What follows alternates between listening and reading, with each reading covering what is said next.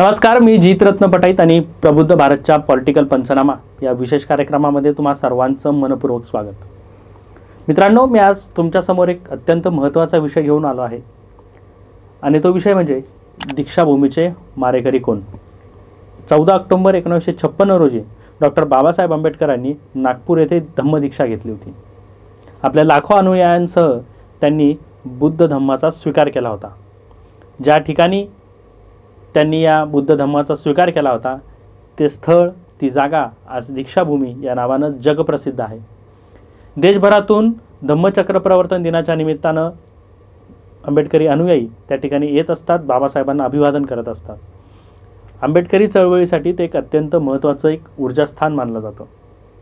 परंतु आपण बघतोय की गेल्या काही दिवसांपासून हे दीक्षाभूमीचं स्थान एका वेगळ्याच कारणांमुळे चर्चेत आहे आणि ते म्हणजे दीक्षाभूमीच्या जागेवर, जिथे दीक्षाभूमीचा तो 4 एकरचा परिसर आहे, त्याच्या आजूबाजूला लगत दीक्षाभूमीची देखरेख करणारी जी समिती आहे, जो ट्रस्ट आहे, त्यानं तेथे पार्किंगचा घाट घातला आहे आणि त्यामुळे आंबेडकरी अनुयायांमध्ये एका प्रकारची संतापाची लाट उसळली आहे. तर हे काय नेमकं प्रकरण आहे, हे काय गौडबंगाल आहे त्यामागचं, तेच आपण या व्हिडिओच्या माध्यमातून समजून घेणार आहोत. दीक्षाभूमीच्या विस्तारीकरणासाठी किंवा त्याच्या सौंदर्यीकरणासाठी महाराष्ट्र शासनाने जवळपास 200 कोटींचा निधी स्मारक समितीला, म्हणजे दीक्षाभूमी स्मारक समिती जो हा ट्रस्ट आहे त्याला दिली आहे. त्यासाठीचा निधी मंजूर केला आहे आणि त्या अंतर्गतच अंडरग्राऊंड पार्किंग दीक्षाभूमीच्या त्या मोकळ्या जागेवर करण्याचा घाट समितीने समाजाला, आंबेडकरी अनुयायांना कुठल्याही प्रकारे विश्वासात न घेता एकतर्फी त्याचं काम सुरू केलेलं आहे.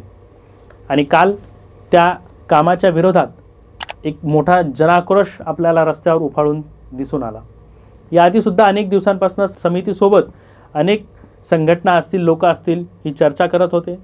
हा आराखडा काय आहे, तो कशासाठी आहे आणि तो रद्द करण्यात यावा अशी जनतेची मागणी असतानासुद्धा स्मारक समितीच्या सचिवांनी आणि स्मारक समितीच्या त्या इतर लोकांनी जाणीवपूर्वक जनरेट्याला दुर्लक्ष करून ते काम सुरूच ठेवलं. त्यामुळे काल आंबेडकरी समाजाने रस्त्यावर उतरून त्याचा निषेध केला. त्या ठिकाणी जिथे अंडरग्राऊंड पार्किंगचं काम सुरू आहे तिथे सुद्धा नागरिकांनी एक आपला रोष व्यक्त केला, तिथे ठिय्या आंदोलन केलं आणि मग शेवटी काल पावसाळी अधिवेशन सुरू असताना उपमुख्यमंत्री फडणवीस यांनी घोषणा केली की त्या कामाला आम्ही स्थगिती देत आहोत. परंतु निव्वळ स्थगिती दिल्याने हा प्रश्न सुटणार आहे का? तर नाही. यामागचं जे गौडबंगाल आहे ते समजून घेणं फार महत्त्वाचं आहे. दीक्षाभूमीची जी समिती आहे, जी देखरेख बघते, दीक्षाभूमीचं सगळं कामकाज ज्या ट्रस्टच्या अंडर चालतं, त्या ट्रस्टवर एकूण 13 लोक आहेत. पण 13 लोकांपैकी फक्त 12च लोकांची नावं सार्वजनिकरित्या जाहीर आहेत. याआधीसुद्धा ट्रस्टमधला अंतर्गत वाद उफाळून आला होता आणि त्यामध्ये पेपरबाजी करण्यात आली होती की कोण खरे या ट्रस्टवर कुठल्या लोकांची वर्णी लागलेली आहे, असा सुद्धा तो वाद होता, जो अत्यंत क्लेशदायक होता. या 13 लोकांपैकी फक्त 12च लोकांची नावं सार्वजनिक आहेत, मात्र एका व्यक्तीचं नाव जाणीवपूर्वक लपवण्यात आलेलं आहे. या ट्रस्टमध्ये KP जोशी, मेजर कुलकर्णी आणि आशिष द्विवेदीसारखे काही लोक या ट्रस्टवर असल्याचं आढळून आलं आहे. KP जोशी असेल, मेजर कुलकर्णी असेल किंवा आशिष द्विवेदी, ही लोक RSS म्हणजे राष्ट्रीय स्वयंसेवक संघाशी थेट संबंधित असल्याचा या लोकांवर आरोप आहे. यातले आशिष द्विवेदी हे केंद्रीय मंत्री नितीन गडकरी यांचे अत्यंत विश्वासू आहेत, त्यांच्या जवळचे आहेत आणि त्यामुळेच त्यांची या समितीवर वर्णी लागल्याचं सुद्धा उघडपणे आता बोललं जाते. यासोबतच या समितीवर अनेक लोक RSS प्रणित विचारधारेचे आहेत, जे उघडपणे या समितीच्या माध्यमातून दीक्षाभूमीचं जे एकूणच वलय आहे, दीक्षाभूमीवरचा जो ताबा आहे, तो RSSच्या लोकांच्या हातात गेल्याची उघड चर्चा आता समाज माध्यमं असतील किंवा जनतेमध्ये ती सुरू झालेली आहे.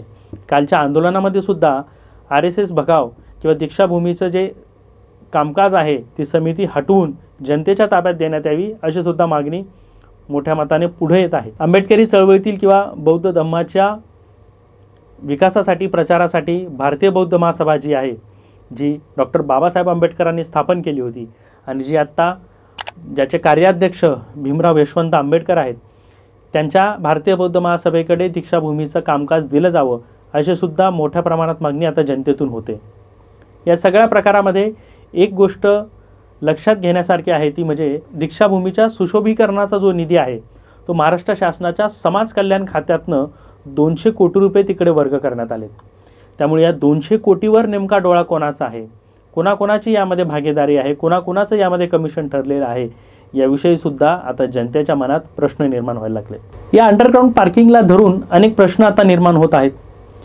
जो बाबासाहेब आंबेडकरांच्या दीक्षाभूमीच्या त्या स्तूपाला या अंडरग्राऊंड पार्किंगमुळे धोका निर्माण होऊ शकतो का, त्याच्या बांधकामाला काही धोका येऊ शकतो का, आणि दीक्षाभूमीच्या जवळच जिथे बोधिवृक्ष लावण्यात आलेला आहे, जे ऐतिहासिक बोधिवृक्ष आहे, त्याला सुद्धा धोका पोहोचू शकतो का, धक्का लागू शकतो का, याविषयी जनतेच्या मनामध्ये एक चिंता आहे. परंतु स्मारक समितीने नेहमीप्रमाणे उडवाउडीची उत्तरे दिली, जनतेच्या भावना समजून घेतल्या नाही. त्यामुळे जनता आक्रमक झाली. कुठल्याही धार्मिक स्थळं असतील किंवा कुठलेही ऐतिहासिक जो वारसा स्थळ असतो त्याच्या बाजूला किंवा त्याला लागूनच कुठलीही अंडरग्राऊंड पार्किंगचं काम भारतातल्या अनेक देवस्थानं असतील, धार्मिक स्थळं असतील, तिथे झालेलं नाही आहे. धार्मिक स्थळापासून पार्किंग जे असतं ते एका विशिष्ट अंतरावर ठेवलं जातं. आणि गंमत म्हणजे दीक्षाभूमीवर ज्यावेळेस 14 ऑक्टोबरला 6 डिसेंबरला लाखो अनुयायी ज्यावेळेस दीक्षाभूमीवर येत असतात त्यावेळेस त्याच्या आजूबाजूला चारही बाजूला जी गेट आहेत त्या गेट्सच्या 1-2 किलोमीटर आधीच बॅरिकेटिंग्स असतात. त्यामुळे कोणीही थेट आतमध्ये वाहन घेऊन येऊ शकत नाही. तुम्हाला जर दीक्षाभूमीवर यायचं असेल या कार्यक्रमाच्या दिवशी तर त्यासाठीचं पार्किंग खूप आधीच बंद केलं जातं, बॅरिकेड्स लावल्या जातात. इतर दिवशी ज्यावेळेस इतर कुठलाही कार्यक्रम नसतो त्यावेळेस थेट तुम्हाला दीक्षाभूमीपर्यंत वाहनं नेता येतात. मात्र असं असतानासुद्धा जाणीवपूर्वक दीक्षाभूमीवर पार्किंग निर्माण करून अंडरग्राऊंड पार्किंगच्या नावाखाली दीक्षाभूमीचा पैसा आला आहे शासनाकडून, त्याच्यावर कोणाचा डोळा आहे का, यामध्ये कोणाकोणाची मिलीभगत आहे. या अंडरग्राऊंड पार्किंगचं काम ऑनलाईन पद्धतीनं साधारण वर्षभरापूर्वी झालं होतं. त्या कार्यक्रमाला मुख्यमंत्री असतील, देवेंद्र फडणवीस असतील, स्मारक समितीचे लोक आणि तत्कालीन जिल्हाधिकारी यांच्या उपस्थितीमध्ये त्याचा तो अनावरणाचा कार्यक्रम झाला होता. त्याच्यामुळे यामध्ये शासनातले म्हणजे भाजप सरकारमधले कोण कोण याच्यामध्ये समाविष्ट आहेत का याचाही शोध घेणं फार महत्त्वाचं आहे. जनतेच्या रेट्यामुळे काल त्याचं काम थांबवण्यात आलं आहे आणि त्याला तात्पुरती स्थगिती दिली आहे. परंतु जनतेतनं एक मागणी स्पष्टपणे पुढे येत आहे की स्थगिती ही नको आहे, स्थगिती कधीही उठवली जाऊ शकते. त्याच्यामुळे हे काम रद्द करण्यात यावं. 14 ऑक्टोबरचा धम्मचक्र प्रवर्तन दिनाचा कार्यक्रम अवघ्या 2 ते 3 महिन्यावर येऊन ठेपला आहे आणि त्या पार्श्वभूमीवर जे मोठ्या प्रमाणात खोदकाम तिथे झालेलं आहे ते लवकरात लवकर पूर्ववत करावं अशी जनतेची मागणी आहे. काल या सगळ्या पार्श्वभूमीवर ज्यावेळेस आंदोलन उभं राहिलं, दखल घ्यावी लागली शासनाला, त्यावेळेस या सगळ्या आंदोलनामध्ये अनेक सामाजिक संघटना होत्या, अनेक लोक त्यामध्ये समाविष्ट होते. वंचित बहुजन आघाडीचे कार्यकर्ते त्याच्यामध्ये आक्रमकपणे तिथे दिसून आलेले आहेत आंदोलन करताना. आणि काल वंचित बहुजन आघाडीचे नेते बाळासाहेब आंबेडकर यांनीसुद्धा स्मारक समितीवर बोट दाखवून हा जनतेच्या विरोधातला, जनतेच्या मताविरोधातला हा जो सगळा प्रकार होता त्याला आळा घातला पाहिजे आणि यामागे काही राजकीय षडयंत्र आहे का ते सुद्धा तपासलं पाहिजे अशी एकूणच जनमताची भावना आहे. आता तात्पुरत्या स्वरूपात स्मारक समितीच्या वतीने एक पत्रक जारी करून हे काम थांबवत आहोत असं सांगितलं गेलं आहे. परंतु हा प्रश्न एवढ्यावरच संपणारा नाही आहे. दीक्षाभूमी हे चळवळीचं एक केंद्र आहे, चळवळीचं एक स्थान आहे, त्याचं पावित्र्य राखलं गेलं पाहिजे.